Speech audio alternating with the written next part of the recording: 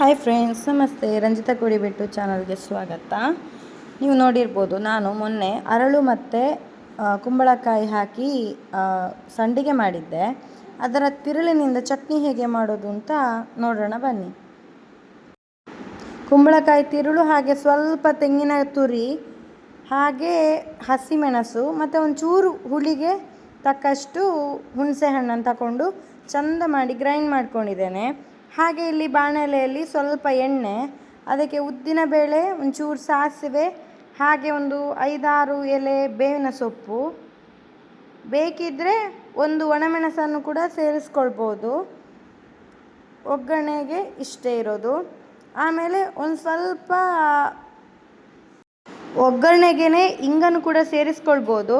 ನಾನಿಲ್ಲಿ ರುಬ್ಬಿದ ಮಸಾಲೆ ಹಾಕಿ ಆನಂತರ ಒಂಚೂರು ಇಂಗನ್ನು ಹಾಕ್ಕೊಳ್ತಾ ಇದ್ದೇನೆ. ಹುಡಿ ಇಂಗಾದರೂ ಹಾಕ್ಕೊಳ್ಬೋದು, ಇಂಗು ಗಟ್ಟಿಯನ್ನು ಕದಡಿಸಿ ಕೂಡ ಹಾಕ್ಕೊಳ್ಬೋದು. ಚೂರು ಫ್ರೈ ಆದ ಮೇಲೆ ಇದಕ್ಕೆ ಸ್ವಲ್ಪ ಅರಸಿನ ಕೂಡ ಹಾಕ್ಕೊಳ್ಳಿ. ಹಾಗೆ ರುಚಿಗೆ ತಕ್ಕಷ್ಟು ಉಪ್ಪು ಕೂಡ ಸೇರಿಸ್ಕೊಳ್ಳಿ.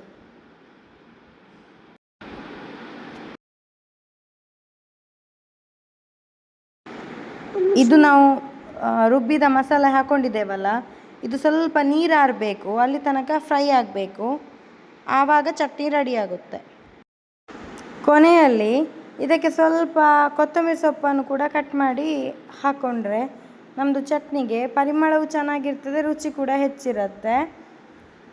ಹೀಗೊಮ್ಮೆ ಕುಂಬಳಕಾಯಿ ತಿರುಳಿನಿಂದ ಚಟ್ನಿ ಮಾಡಿ ಹೇಗಾಗಿದೆ ಅಂತ ನನಗೆ ಕಮೆಂಟ್ ಮೂಲಕ ತಿಳಿಸಿ. ನನ್ನ ವಿಡಿಯೋ ಇಷ್ಟ ಆಗಿದರೆ ಲೈಕ್ ಮಾಡಿ, ಶೇರ್ ಮಾಡಿ, ಹಾಗೆ ಇನ್ನೂ ಕೂಡ ಸಬ್ಸ್ಕ್ರೈಬ್ ಮಾಡದವರು ಸಬ್ಸ್ಕ್ರೈಬ್ ಮಾಡಿ. Thank you.